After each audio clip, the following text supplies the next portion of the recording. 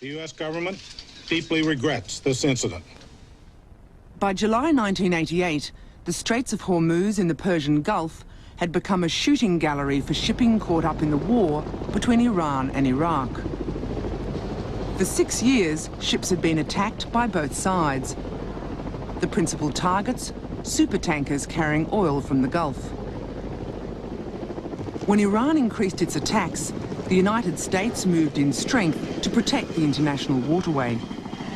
We were there to protect U.S. national interests. We escorted tanker convoys in and out of the Gulf. There was no question about it, no hesitancy on our part to do that, to fulfill the mission. Early in the morning of the 3rd of July 1988, the USS Vincennes moved into the Persian Gulf. It was the most advanced missile cruiser in the US Navy, equipped with Aegis, a system which allowed the ship to deal with hundreds of incoming targets at the same time. The Vincennes Combat Information Center was its brain. This was a sophisticated ship designed to protect a surface fleet from air attack. The idea of putting the Vincennes in the Gulf was not something that everyone in the Navy was comfortable with. It's a very crowded environment. It's just crisscrossed with air traffic corridors. There are very few places you can go where you're not in one or near one in the Persian Gulf. And that was not the optimal situation for that kind of ship. The Vincennes had only been in the Gulf for a few weeks. In that short time, it had already acquired something of a reputation. One of the lieutenants on the Nicholas told me that they didn't think highly of the Vincennes and that the ship was considered trigger-happy, sometimes referred to as the robo-cruiser. We had heard terms like robo-cruiser and things like that, but that didn't mean much to us at the time. The captain of the Vincennes, Will Rogers, was seen as a man hungry for action and on the fast track to the coveted rank of admiral. We remain alert and we'll stay alert, but at the same time I don't want to ever give the impression that we're leaning forward on our toes to get a major conflagration started here. That's not the case at all. The main danger to regular Gulf shipping came from lightly armed Iranian Revolutionary Guard speedboats known as boghammers. These boghammers also carried a rack of rocket launchers on their bows called Katyusha rockets. And those are basically dumb rockets. They're like a firecracker. They have a warhead, they have no guidance system, they're just a ballistic projectile once you fire them. Putting them on a boat is pretty stupid. What they were using them for, they go up beside these super tankers, get real close and fire a couple of these small rockets, and it would hit the ship, you know, burn the paint off, maybe put a little hole in it, but really not do much damage. It was harassment. So they weren't really a threat to us. Pound for pound and throw weight for throw weight, there really isn't any comparison. But I think when you have to take things into the context of what we have here in the Gulf, the fact that you know, small craft are always difficult targets, a dedicated attack by anyone who wants to press it home is a difficult problem to deal with, regardless of the capabilities of the defender. Mines laid by the Iranians in the Gulf Sea lanes were considered the greatest danger to shipping. The Americans believed it was an Iranian mine which badly damaged one of their frigates. This provoked a major response from the USA, and in their biggest surface naval action since World War II, the US targeted specific Iranian oil platforms and destroyed them. The operation was named Praying Mantis. US naval forces sank half the Iranian Navy. Tension was high. When the USS Vincennes sailed west through the Straits of Hormuz, it was entering a war zone. The Persian Gulf has always been one of the most sensitive areas in the world. It's dominated by Iran, who, along with the state of Oman, controls the Straits of Hormuz, choke point of the world's oil supplies. As the Vincennes entered the Persian Gulf, the USS Montgomery was already on station. The USS Sides would enter the Straits shortly after. On board the Vincennes, there happened to be a Navy TV crew who were making an official history of the US involvement in the tanker war. The BBC has obtained both the original film of the incident and original sound recordings of radio communications. They provide unique witness to the build-up and shoot-down of a civilian airliner. Without a doubt, the Vincennes incident began when the Karama Maersk called for assistance on the night of July the 2nd.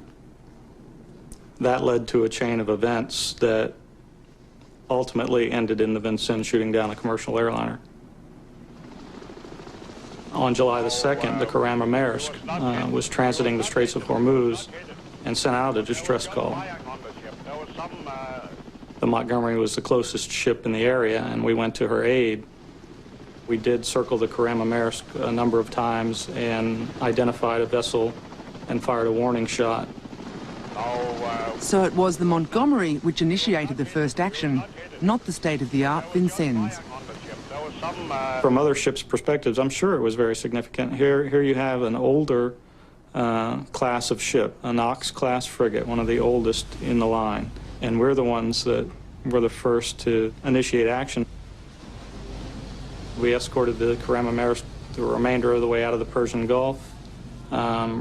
The gunboats that we believed had harassed the Karama Maersk were still in the area, and we did track approximately 12 to 15 small contacts in the straits, which we knew sooner or later would be back out in the shipping channels harassing vessels again.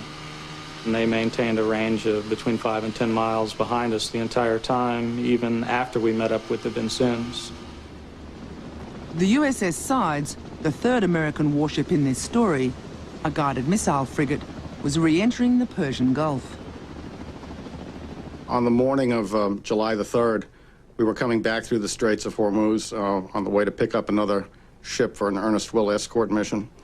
And there was some radio communications indicating sounds of explosions or such coming from Montgomery and Vincennes. The impression at the time was that these explosions were fairly large and not explainable in the immediate vicinity.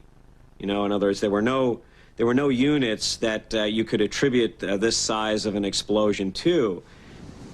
The explosions might have meant that some merchant ships could be in danger from Iranian bog hammers. So the Vincennes went to investigate, determined this time not to miss out on the chance of action. But even on the Montgomery itself, the explosions remain something of a mystery. At some point, and I'm not sure exactly when, the CIC officer did come to the bridge. I was on the bridge at the time as the junior officer of the deck, and asked me if I heard several explosions coming from somewhere in the distance, and I told him that I had heard nothing. Good morning, this is the Dalgiri reply. When the Vincennes made contact with the Dalgiri, it required no assistance. Reports of explosions were baseless. German merchant Dalgiri, this is U.S. Navy warship. We are standing by channel 16, over. Yeah, okay, 16. Do you read me? Merchant Dalgiri, this is U.S. Navy warship. We read you loud and clear, over. Okay, thank you. The Dalgiri and other merchant ships may have felt safe, but the Vincennes still saw the bog hammers as a threat. Radio messages from the Omani Navy warned off Iranian bog hammers from Omani waters. This is Oman Navy. Iranian Revolutionary Guard patrol boats manoeuvring at speed. Your actions are not according to the rights of innocent passage. Leave Omani territorial waters immediately. The Vincennes began to shadow the bog hammers. The Omanis considered this highly provocative and ordered Vincennes out of their territorial waters. U.S. Navy warship, Oman Navy. This is U.S. Navy warship, over. Your actions in manoeuvring at speeds up to 30 knots in Omani waters are not in accordance with the rights of innocent passage. To maintain a constant heading, leave Omani waters, over. United States Navy warship, roger, stand by. Left 3 degrees, rudder steady course 015 iron. Rudder left 3 degrees, go course 015. The Vincennes complied and left Omani waters. But contrary to instructions from the US Surface Commander, it also moved to support the USS Montgomery, which was close to an active bog hammer group. I did not send the Vincennes to support the Montgomery. I authorized the Vincennes to send their helo. I was the only one that was in authority to send them anywhere, and my understanding was that they had asked permission to cover the area with the helicopter, and that they were also told to remain on station. The Vincennes helicopter, call sign Ocean Lord, was sent to monitor the bog hammers. We don't know how close to the boats the helicopter actually went. There was, without getting too technical, a fixed distance that they were supposed to maintain. If, in fact, they were harassing the boats, which may have been the case, how would the boats communicate with them? Well, they would generally fire warning shots. We'd seen that happen with news helicopters there in the past. If the news helicopters or the media helicopters got too close to Iranian small boats, bog hammers, if you will, or whatever, warning shots would be fired and had been fired in the past. I heard what sounded to me like machine gun fire over my right shoulder, and I turned around and watched the helicopter fly back to the Vincennes from the general direction of the gunboats. Shortly thereafter, the helo reported taking shots, or I should say that the Vincennes reported to me that the helo had reported taking shots. Under the rules of engagement, the Vincennes could now engage with the Iranians. She contacted her surface commander in Bahrain.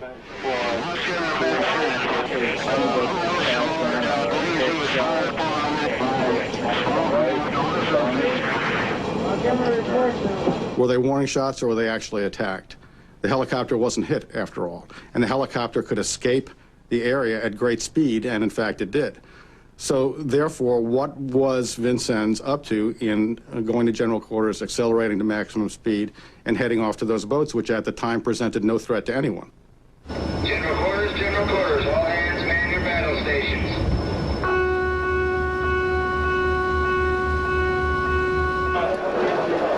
Got this, Humphrey, just go man it up.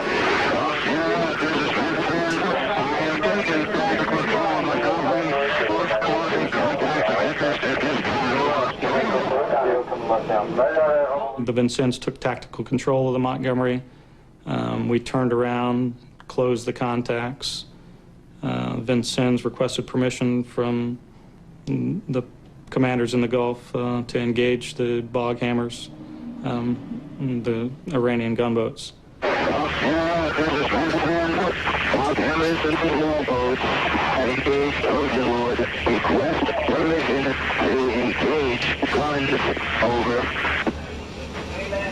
The rules of engagement at the time specified, and they were very clear cut, that you will return fire with fire, and so they asked permission to take the units under fire. I gave permission and reported the same to Commander of Mideast Force. 75 kilometres away in Bandar Abbas, passengers were boarding Iran Air 655, a regular flight to Dubai. Cruising at maximum speed after the bog hammers, the Vincennes soon faced a potential problem. Officer deck, presently hold the ship crossing the Iranian declared war zone line. Having crossed the Iranian war zone line into territorial waters, international law permitted the Vincennes to fire only in self-defence.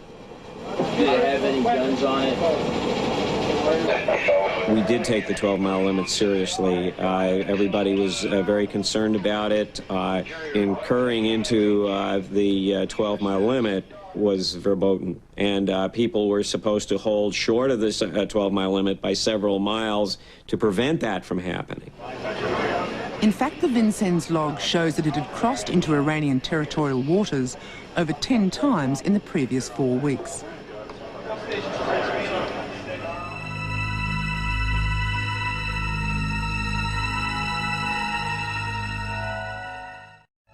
It was our concern, however, that Vincennes was acting in an overly aggressive fashion, or so it seemed, and that they were actually pursuing these boats rather than being pursued by them.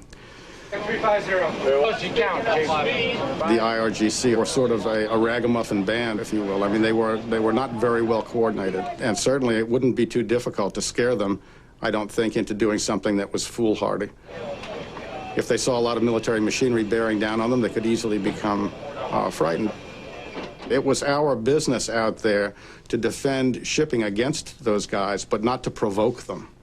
It was hammered home to us that that we were the neutrals, that we were in a very difficult position, that restraint was there, but if you needed to have the use of the rules of engagement, so be it. They were there for you to protect yourself and your crews. In support of the Vincennes, fighters were launched from a nearby carrier. Enormous firepower to deal with lightly armed speedboats.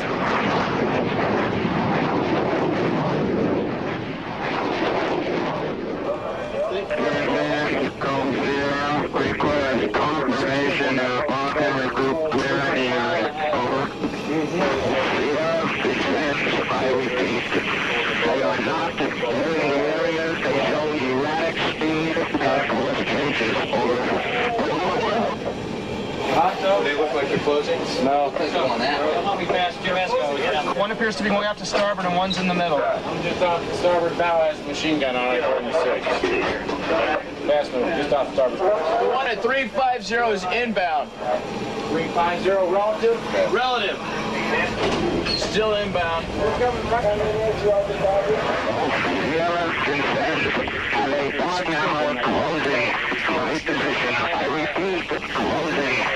Position over. Vincennes, go here. Take on Hammer Group with guns. Gotta say again. Take on Hammer Group with guns. Taking track with guns. Taking one of these with guns. Right out here. Here, Vincennes, opening fires with guns. And then out.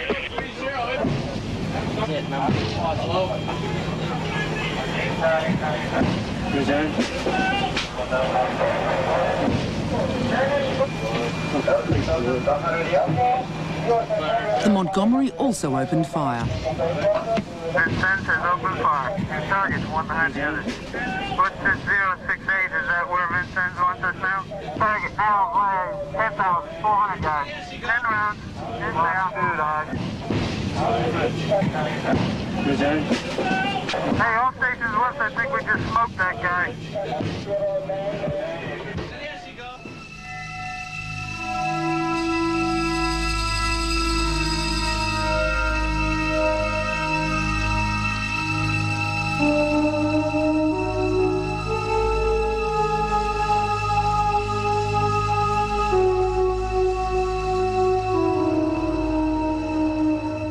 During that engagement with the small boats, the aircraft lifts off from Bandar Abbas and then proceeds on course, essentially, slightly off schedule, as has been noted. I think they were 20 minutes or so behind schedule, climbing on a fixed course, using the proper IFF and so forth and so on.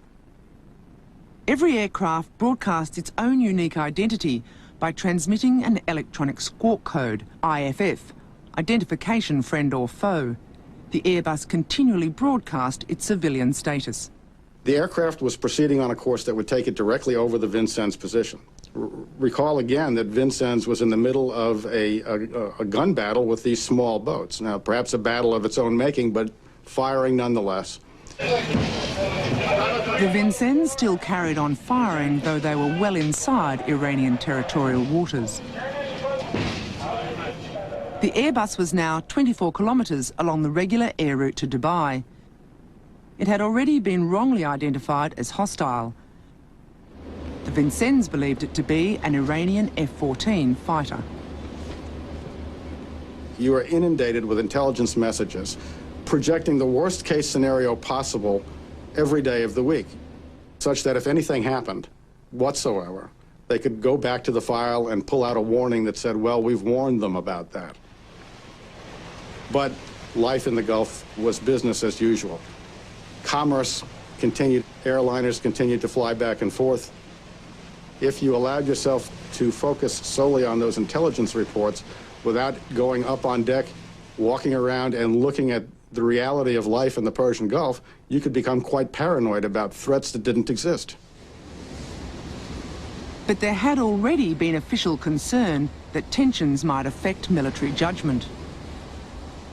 When I briefed in with the commander of the Mideast Force, I know that a very serious concern of his, as a matter of fact, he said, Dick, the one thing that I am concerned about is shooting down a civilian aircraft. If Captain Rogers believed it was a military aircraft, and if he believed, as we think he did, that it was part of a coordinated effort at that point, a coordinated attack, then in his mind, he could see this as a threat. At this point, the Vincennes had already issued the Airbus 3 warnings. 2 of these could not be received by the civilian airliner as they were broadcast on military frequencies. And the 3rd warning did not identify the aircraft as it failed to use any IFF squawk code. Iran 14 continues to close my position. My intention is to engage at 20 nautical miles unless he turns away. You concur, over. Got a visual on a bog camera between us.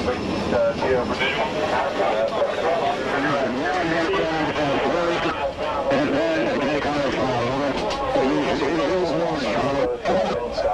I was told that it was an F-14. I watched it. I took a look at its altitude and its speed. It was climbing, it was slow, it was in the middle of our missile envelope. The F-14, to my knowledge, had no significant anti-surface warfare capability, so I designated this thing in my own mind as a non-threat. Captain Rogers, on the other hand, involved with his gun battle at that time, announces that he is intent on taking that aircraft out at 20 miles. It got tense. It did make the situation much more complicated. Both ships had attempted to communicate with the aircraft, and we were unsuccessful. We got no response back. We could hear the challenges go out on military air distress and this civilian version of the air distress channels. So we were aware that they were warning an aircraft, an approaching aircraft. Typically, if you could not communicate with an Iranian airplane, military aircraft, you illuminated them with your fire control radar, you let them know that you were there, and they would generally depart the area. When we illuminated it with our fire control radar, it didn't react. The American fighters launched earlier could have identified the airliner as a civilian flight, but the carrier commander would not allow them to approach the area, fearing they might be shot down by an overeager Vincennes. I did not have the capability to talk directly to the commanding officer of Vincennes, simply because he was engaged on a very personal basis in a fight. And I knew they were about ready to pull a trigger on a missile that could kill my pilots, and I wanted to make absolutely certain that they didn't become the victim. Air hostile at 004, true, 21 miles.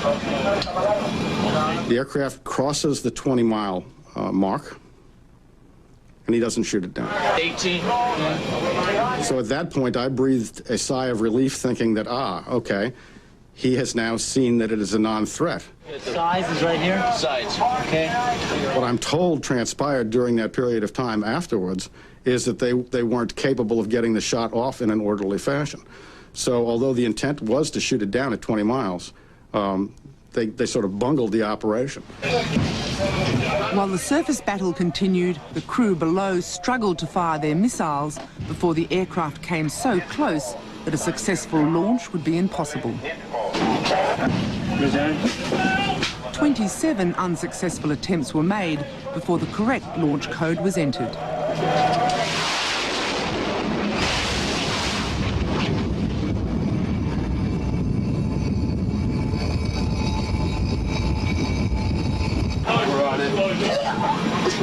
Oh, dead. Okay. We had have got it. That was a dead on. Ethan on is down. Back it up. It created an uproar on the ship, which was quickly quieted down. Combat, this is Stinger. Do you have any more air contact in the vicinity? That's a negative, Stinger. No inbound air contact. The Vincennes continued to pound the bog hammers. Alright, we got a confirmed kill on that one yet, Tom? Well, it looks like it to us, and then the guy was there, and then he was gone. We gave that guy his wish. He went to see Allah. I didn't see a parachute in the plane either.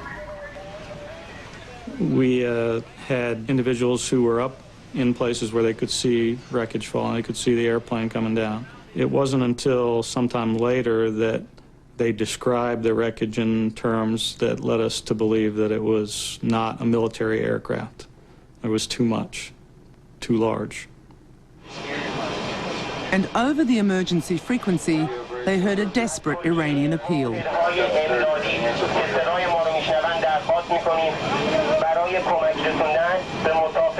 They had shot down an Iranian airliner, but critically, while in Iranian waters. 9.3 miles from the line. And time for one, we would just and TO bridge, we're about 9.3 miles from Fish Mile. An Iranian Airbus is presumed crashed. Please look for survivors or aircraft wreckage. I can just only recollect the pall that settled over the entire force when it started to become apparent that this was an airliner that was involved.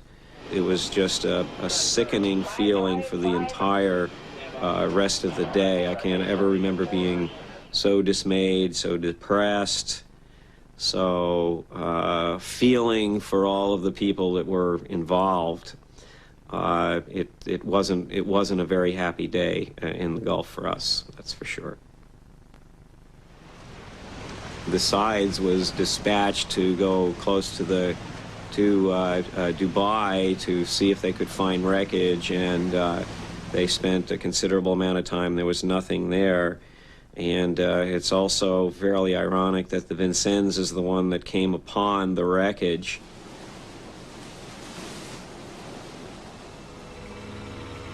This was hardly surprising, as the Airbus and its dead were in Iranian waters, only a few kilometres from where the Vincennes had shot it down.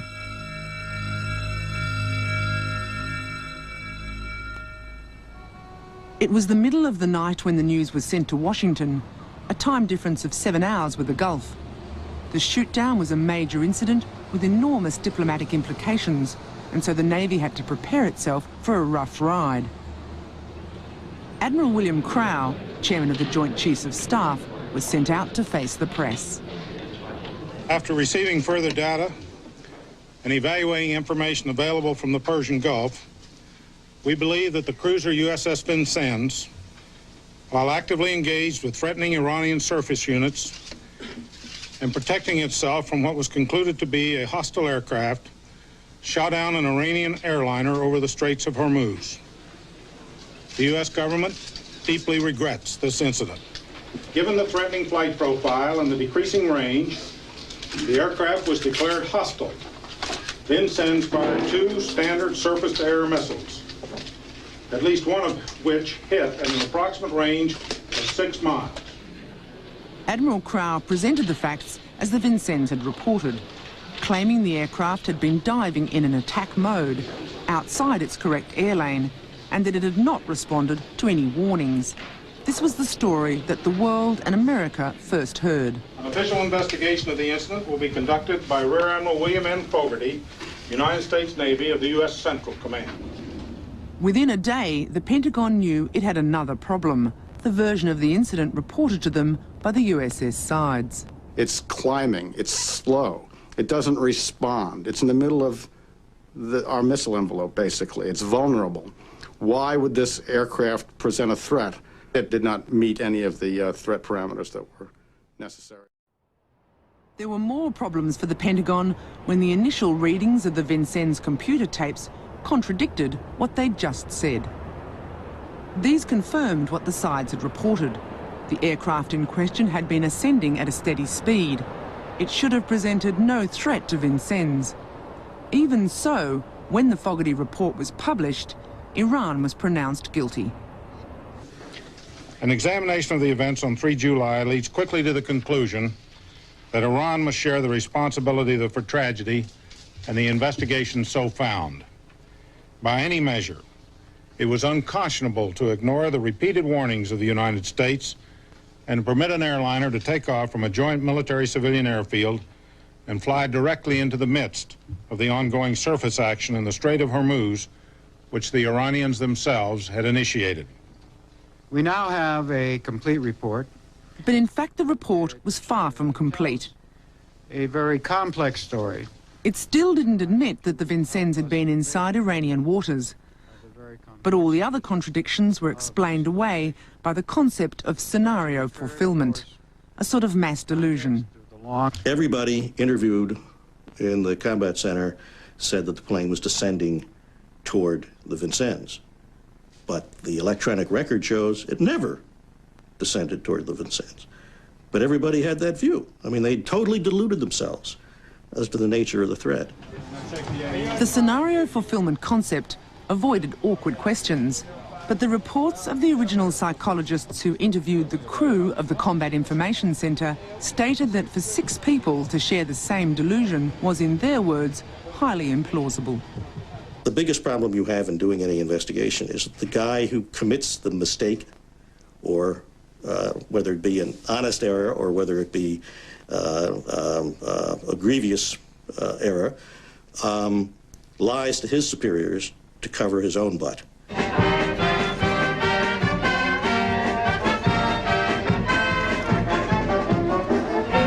When the Vincennes returned to its home port of San Diego, it was to a hero's welcome.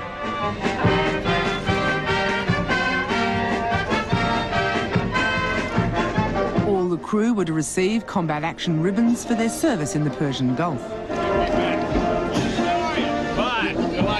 It's great. In the United States, it's a great place to be a military officer.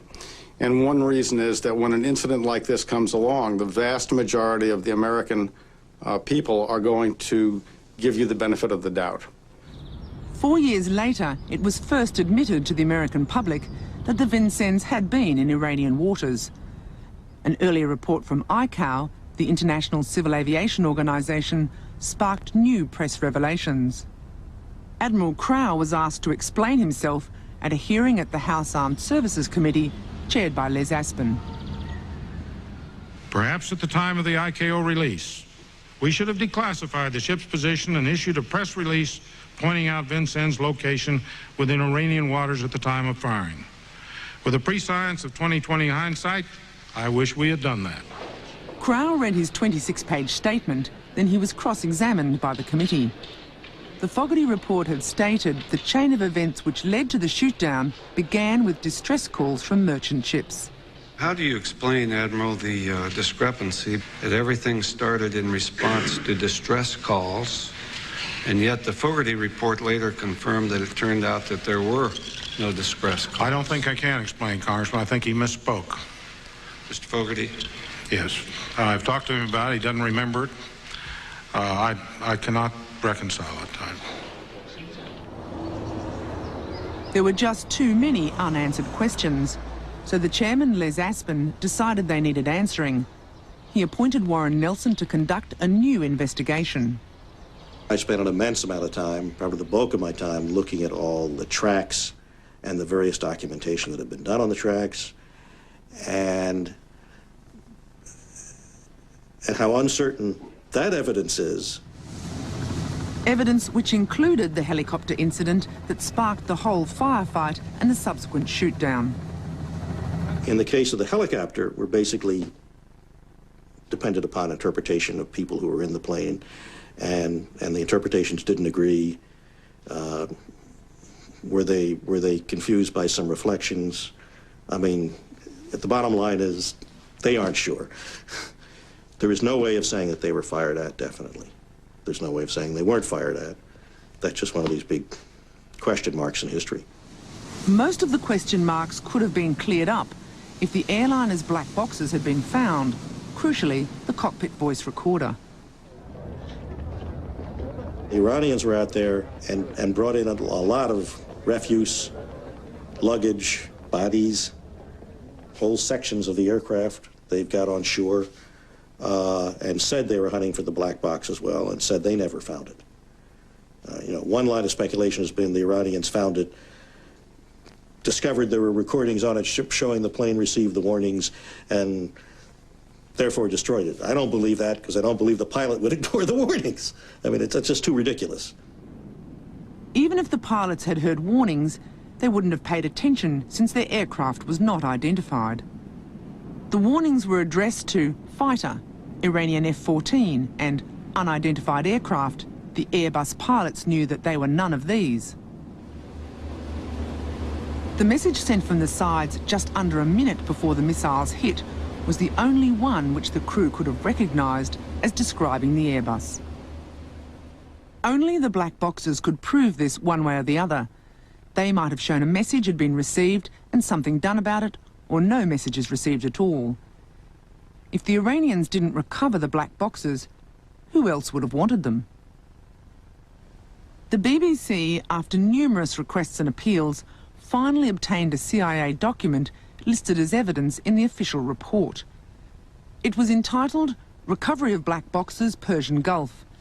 Every one of the report's 5 pages was completely blacked out, other than the words secret and no foreigner. So what were they trying to hide? Perhaps the answer lies in a briefing document used in an internal Pentagon inquiry into the Fogarty report. It showed the last few minutes of the Airbus, based on the Vincennes computer tapes. It shows the aircraft following the correct commercial air route. Using the correct squawk code, the sides broadcast the only message the Airbus could possibly have understood. At this point, the aircraft conspicuously diverts from its scheduled flight path, away from the warships. A minute later, the plane appears to veer more sharply to the right, onto the course advised by the sides. The missiles are fired and the aircraft disappears from the radar screen.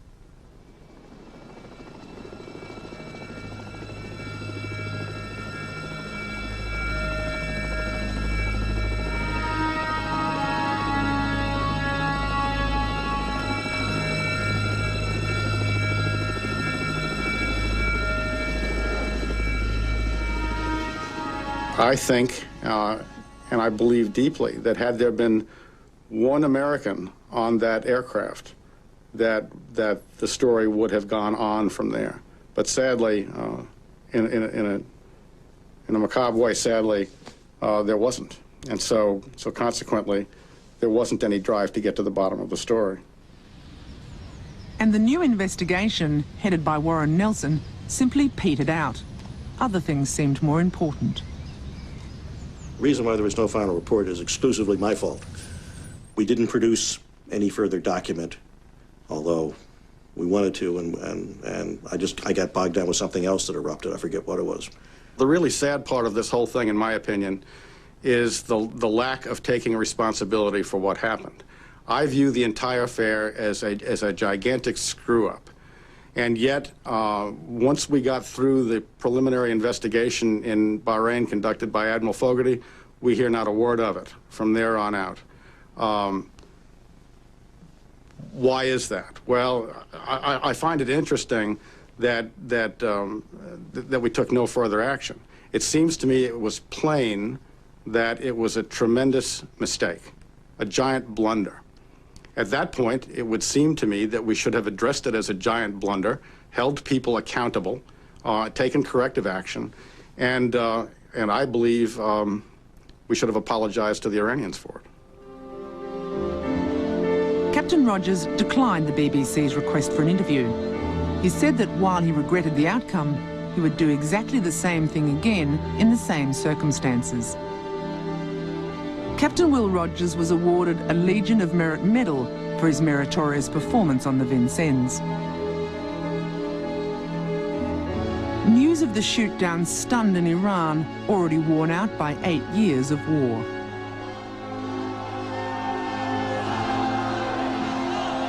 The Iranian leadership was convinced that it had been a deliberate act of war by America, and their suspicions were understandable.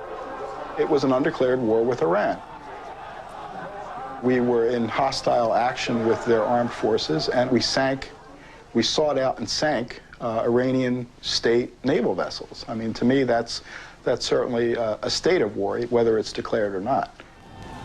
Immediately, there were calls for revenge. The official Iranian response was menacing, but unspecific. We will, of course, in due course, have our own response to the American crimes. I do not disclose what kind of response would be from our side, but naturally an appropriate and measured response to the magnitude of the crime. 6 months later, it seemed possible those words had taken on a truly sinister meaning. When Pan Am 103 blew up over Lockerbie, there was speculation about Iranian extremists, their known links to international terrorist Ahmad Jabril, and revenge. Investigators switched attention to Libya, and the US now seeks not to antagonize Iran as a counterweight to Iraq. But suspicions have lingered. The 2 Libyans accused of the bombing recently had their trial adjourned. Defence lawyers are reviewing evidence that may shift the focus back to Iran. I think that it's altogether possible that that the Lockerbie disaster could be linked to the Vincennes tragedy, and that might not have happened. Again, this is speculation. That might not have happened had we taken the appropriate steps to apologize for the problem and to let the Iranians know that it was, in fact, a giant blunder.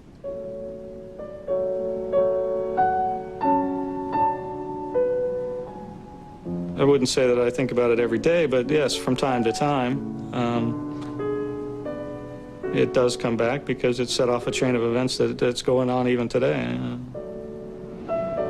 290 that were on the civilian airliner, plus Pan Am Flight 103 over Lockerbie, Scotland, killed 270 people. That's a staggering body count. In Washington's Arlington Cemetery, there's a memorial to the Lockerbie dead. They were the victims of terror, but was that terror random or the final act of an undeclared war in the Persian Gulf?